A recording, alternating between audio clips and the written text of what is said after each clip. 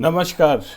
Welcome to one more episode of what does this data say. ये data क्या कहता है। आज का एपिसोड जो है वो मेरे और आपके बारे में है, यानी कि मिडिल क्लास। और अगर आप हिंदुस्तान की मिडिल क्लास के सदस्य हैं तो ये एपिसोड अंत तक ज़रूर देखिएगा।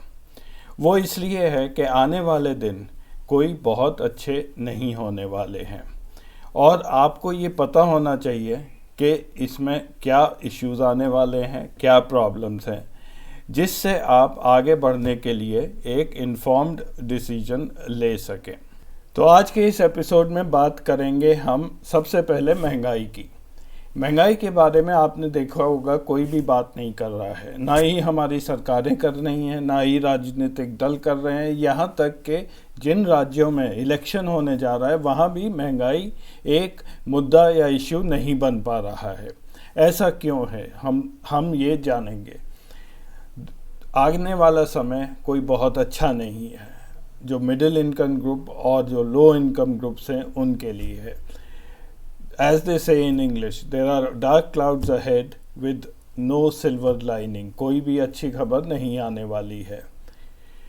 यूएस में वाशिंगटन में एक रिसर्च इंस्टीट्यूट है प्यू, उनकी एक रिपोर्ट आई थी मार्च अप्रैल के महीने में, जिसमें जिक्र किया गया था कि कितने लोग गरीबी रेखा के नीचे पहुंच गए हैं कोरोना के दिनों में।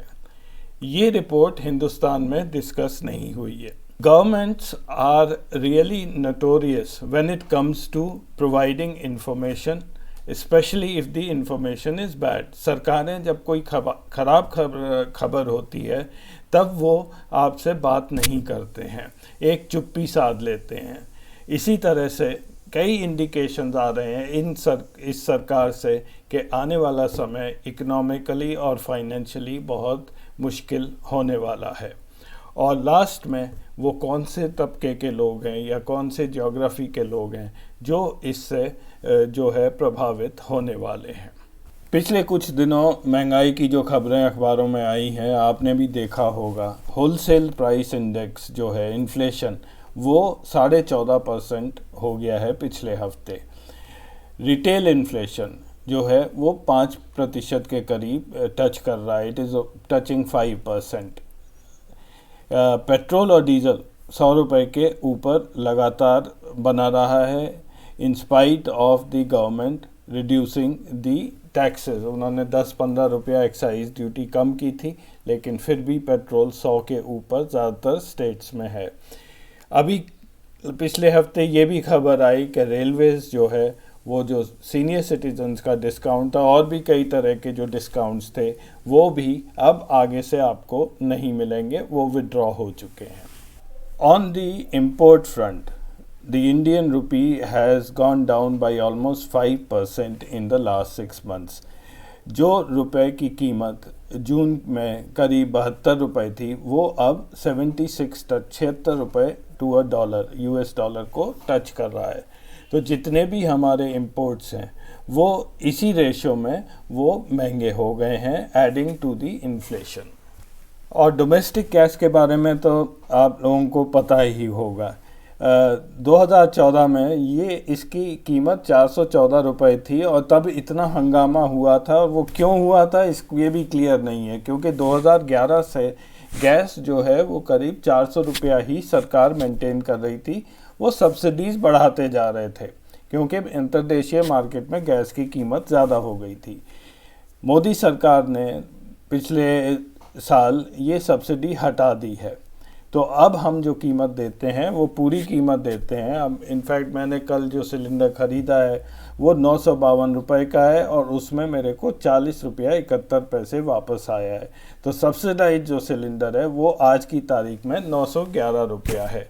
लेकिन कोई भी पार्टी या इस बारे में ये बात नहीं उठा रहे। यहाँ तक कि उत्तर प्रदेश में भी मैंने नहीं देखा है कोई सिलेंडर लेके सड़कों पर बैठ गए हों।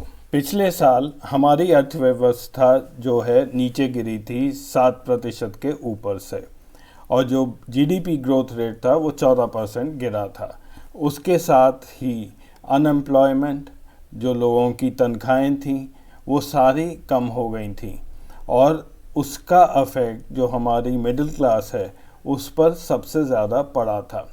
इसके 3 मुख्य कारण थे। पहला था डिमोनेटाइजेशन, वहाँ से गिरावट शुरू हुई। The trigger was demonetisation which was handled very poorly. Secondly unfortunate रहा, लेकिन कोरोना आ गया। जब तक डिमोनेटाइजेशन का इफेक्ट कुछ कम होने वाला था तब तक कोरोना आया और फिर से इकोनॉमी गिर गई। और तीसरा जो है, जो हमारे जो गवर्नमेंट्स हैं उनका इनएक्सपीरियंस रहा है ऐसी सिचुएशन को हैंडल करने के लिए। इनएक्सपीरियंस मैं इसलिए बोलता हूँ कि डिमोनेटाइजेशन का जो इफेक्ट था वो भी जो ऑब्जेक्टिव था डिमोनेटाइजेशन का वो अचीव नहीं हुआ। कोरोना के टाइम में लॉकडाउन हुआ, बट लॉकडाउन का मिसमैनेजमेंट बहुत ज़्यादा हुआ। उससे कितने बिजनेसेस का अफेक्ट हुआ, कितने छोटे लोग जो हैं वो परेशान हुए, उसका अंदाज़ा आप नहीं लगा सकते। उसका अफेक्ट सीधा हमारी अर्थव्यवस्था पर पड़ा है। So let us quickly see how many people are in the middle class of India. ये मिडिल क्लास कौन है जो हिंदुस्तान में है और उसमें कितने लोग हैं। हिंदुस्तान में जो गरीब जनता है, जिसको हम बीपीएल, बिलो पॉवर्टी लाइन बोलते हैं, 2019 में 34 करोड़ के करीब थी। मिडिल क्लास की ऐसे कोई पक्की डेफिनेशन नहीं है। There is no definition of a middle class. Whoever does a study defines it in his own manner.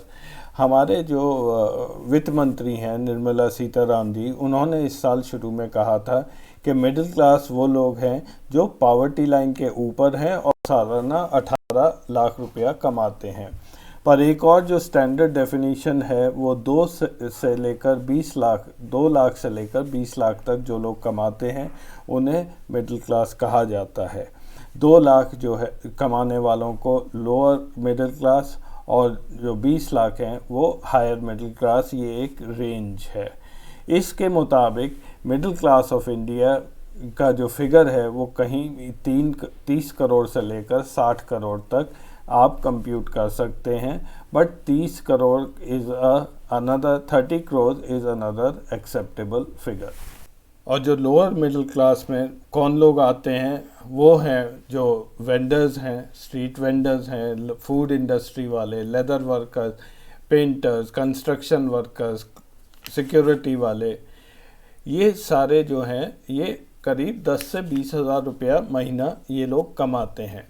ये सेक्शन सबसे ज़्यादा वनरेबल होता है जब कोई भी सोशल अपहीवल होता है, जैसे कि पेंडेमिक के कोरोना के दिनों में एकदम से, तो इन सब की नौकरियां चली गई। ये सबसे वनरेबल लोग हैं, इनके पास सेविंग्स भी नहीं होती हैं, ये डे टू डे अपने खर्चे अपनी सैलरी से ही चलाते हैं।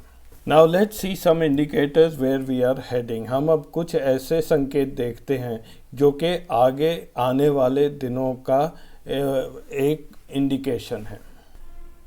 तो सबसे पहले देखते हैं कंज्यूमर प्राइस इंडेक्स और होलसेल प्राइस इंडेक्स आज कहाँ जा रहा है। कंज्यूमर प्राइस इंडेक्स या इन्फ्लेशन को रिटेल इन्फ्लेशन भी बोला जाता है।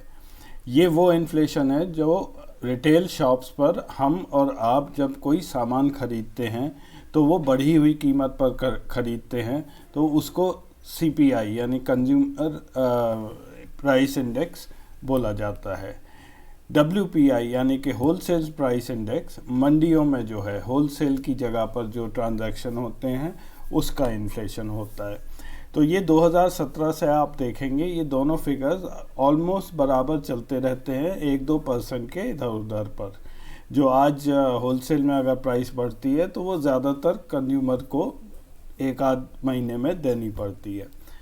यहाँ पे डिस्टर्बिंग ट्रेंड ये है कि 2019 से ये दोनों चीज़ें अलग हो रही हैं, डाइवर्ज कर रही हैं। होलसेल प्राइस इंडेक्स अक्टूबर में सबसे कम था, लेकिन इन्फ्लेशन बढ़ता रहा।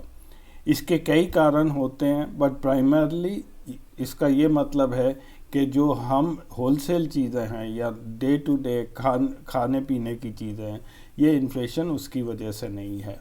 ये दूसरे कारण है जिसमें एक बड़ा कारण होता है इंपोर्ट्स का। पेट्रोल के दाम बढ़ते गए, यहाँ पे ये इन्फ्लेशन बढ़ता गया जो रिटेल इन्फ्लेशन था। और अभी भी ये दोनों इकट्ठे नहीं होने जा रहे, तो ये एक बहुत बड़ा फैक्टर रहेगा आने वाले समय में महंगाई का, क्योंकि आने वाले समय में ये जो इन्फ्लेशन है ये कंट्रोल करना बहुत आसान नहीं होगा। इसीलिए ये एक इलेक्शन इशू नहीं बन रहा है। यूपी में सारे कैंडिडेट जानते हैं, सारी पार्टियां जानती हैं, महंगाई को अगर इशू बनाया तो वो भी इसको आने वाले 2-4 साल में उस पर कुछ सॉल्व नहीं कर पाएंगे। इसीलिए वो आज डरते हैं इसको एक मुद्दा बनाने के लिए। कुछ लोगों का कहना है कि अगर इतनी ख़राब हालत है इकोनॉमी की तो स्टॉक मार्केट क्यों ऊपर जा रहा है। मैं बहुत संक्षिप्त में आपको ये बताऊंगा कि ये ऐसा क्यों हो रहा है।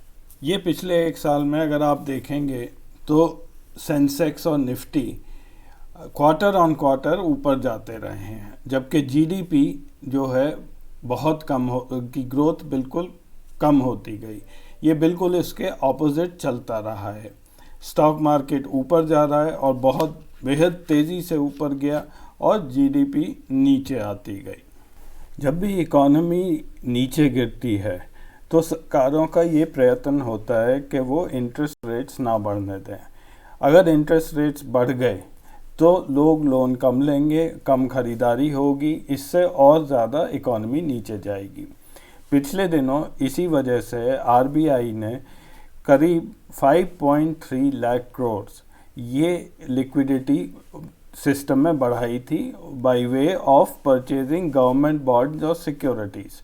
वो खरीद के उन्होंने उतना कैश सिस्टम में दे दिया था। इसका एक टेक्निकल नाम है, इसको बोलते हैं quantitative easing. Quantitative easing American federal reserve ने 2008 का जब क्राइसिस आया था तब ये यूज़ किया था, और ये कोई बहुत अच्छा मैकेनिज़्म नहीं माना जाता है डाउन टर्न को कंट्रोल करने के लिए। तो जैसे ही सरकारें लिक्विडिटी बढ़ाती हैं और लोन सस्ते होते हैं, ये लोन का पैसा जो है वो कहीं ना कहीं स्टॉक मार्केट में पहुंच जाता है। ये उस काम के लिए कम यूज़ होता है जिसके पर्पज़ के लिए ये लोन लिया गया था। तो इसी तरह से हमारी इकोनॉमी कॉन्ट्रैक्ट की 7.5%, इसी वजह से स्टॉक मार्केट इतना उछाल में चला गया। और यही कारण है कि मुकेश अंबानी जैसे लोगों की वेल्थ जो है वो ड्यूरिंग पैंडेमिक जो है एकदम से वो दुगनी हो गई थी। इस वक्त वो दुनिया के 12वें सबसे अमीर आदमी हैं। उनकी टोटल वेल्थ $87.1 बिलियन है। ये उनका जो शेयर वैल्यू है जो पिछले साल में 1830 रुपये था साल के शुरू में, और आजकल 2751 रुपये है। और यही 2018-17 में देखें तो 500 रुपये का शेयर था। ये एक वजह है कि इन लोगों की वेल्थ जो है इतनी ज़्यादा बढ़ गई है। अब लास्ट सेक्शन पर आते हैं प्यू रिसर्च सेंटर की रिपोर्ट। प्यू रिसर्च सेंटर जो है वो एक non partisan fact tank organisation है। वो फैक्ट्स इकट्ठे करते हैं और पब्लिक के सामने प्रस्तुत करते हैं। जिस रिपोर्ट की हम बात कर रहे हैं वो मार्च 18, 2021 को उन्होंने पब्लिश की थी। In the pandemic India's middle class shrinks and poverty spreads while China sees smaller changes. आइए देखते हैं जल्दी से इसमें रिपोर्ट में क्या लिखा है। So let's look at some startling facts from this report. While India plunged into a deep recession in 2020, China was able to forestall a contraction. China को ने प्रेडिक्ट किया था। In January 2020 जो इकोनॉमिक फोरकास्ट हुआ था उस समय दोनों का जीडीपी ग्रोथ रेट लगभग बराबर थी। हिंदुस्तान की 5.8% और चाइना की 5.9%। In January 2021, nearly 1 year into the pandemic, the World Bank revised these growth estimates downwards. India -9.6, लेकिन चाइना को 2% ग्रोथ दिखाया। अगर आप लेफ्ट पर ये फिगर देखें तो यहाँ पे 5 इनकम लेवल्स में ये रिपोर्ट बनाई गई है, high income, upper middle, middle, low income and poor. और ये ट्रांजिशन दिखाया है एक इनकम लेवल से नीचे कितने लोग आए पैंडेमिक कोविड की वजह से। फॉर इंस्टेंस ये यहाँ पे 3 मिलियन 30 लाख लोग जो हैं हाई इनकम से इस लेवल पर आए, यहाँ से 18 मिलियन नीचे आए, यहाँ से 10 मिलियन नीचे आए, और फाइनली लो इनकम जो था वहाँ पे 30 मिलियन ये ऐड हो गए, 18 प्लस 10 प्लस 3 यहाँ 30 हो गए, और 1 मिलियन पुअर सबसे नीचे तबके पॉवर्टी लाइन में गए। ये चाइना का इफेक्ट था during pandemic. In contrast you see what happened to India. India में जो सबसे हायर इनकम ब्रैकेट था वहाँ से 10 लाख लोग नीचे आए, अपर मिडिल से 7 मिलियन 70 लाख लोग नीचे आए, मिडिल इनकम से 32 मिलियन नीचे आए। फाइनली करते करते जो सबसे गरीब तबका है, जो पॉवर्टी लाइन बीपीएल, वहाँ 7.5 करोड़ लोग ऐड हो गए। सो इसका नेट इफेक्ट क्या रहा है? Prior to the pandemic it was anticipated that 99 million people in India would belong to the global middle class. A year into the pandemic, this number is estimated to have been around 66 million, cut by 1/3. Meanwhile, the number of poor in India is projected to have reached 134 million, more than doubled. अगर आप ये figure देखें तो ये पूरी कहानी बताता है। Figure, the actual numbers can be debatable, but the figure will remain the same. हमारे यहाँ लो इनकम ग्रुप सडनली इतना बढ़ गया, और यहाँ चाइना में इन सब ग्रुप्स में ज़्यादा अफेक्ट नहीं हुआ है। वहाँ पॉवर्टी लाइन के बिलो सिर्फ 1 मिलियन लोग बढ़े हैं। हमारे यहाँ पे ये 59 मिलियन था, ये 134 मिलियन, ऑलमोस्ट डबल हो गई है पॉवर्टी। तो did China better manage the pandemic? Yes, of course it better manage the pandemic. उनकी इकोनॉमी को इतना अफेक्ट नहीं हुआ है। इनफैक्ट वो बहुत जल्दी से प्रोडक्शन रीस्टार्ट कर दिया और they are back to the pre pandemic levels. तो अब आगे क्या होगा? पहली चीज़, गवर्नमेंट स्पेंडिंग और बढ़ेगी और ज़्यादा पैसा उठाया जाएगा। There will be much more debt with the government, जो आने वाली सरकारों को ये चुकाना पड़ेगा। दूसरी चीज़, इसकी वजह से फिस्कल डेफिसिट का जो हमारे यहाँ पे लिमिट थी कि इट शुड बी बिलो 3%, वो भी ब्रेक हो गई है। वी आर ऑलरेडी अराउंड 5%, और ये खतरा है, ये बढ़ेगा। ये इन्फ्लेशनरी ट्रेंड्स हैं, इससे इन्फ्लेशन बढ़ेगा, प्राइस राइज होगा। थर्ड इज जो है रुपी will get weaken against the dollar, इसलिए और ज़्यादा गिरेगा, इंपोर्ट्स और महंगे होंगे।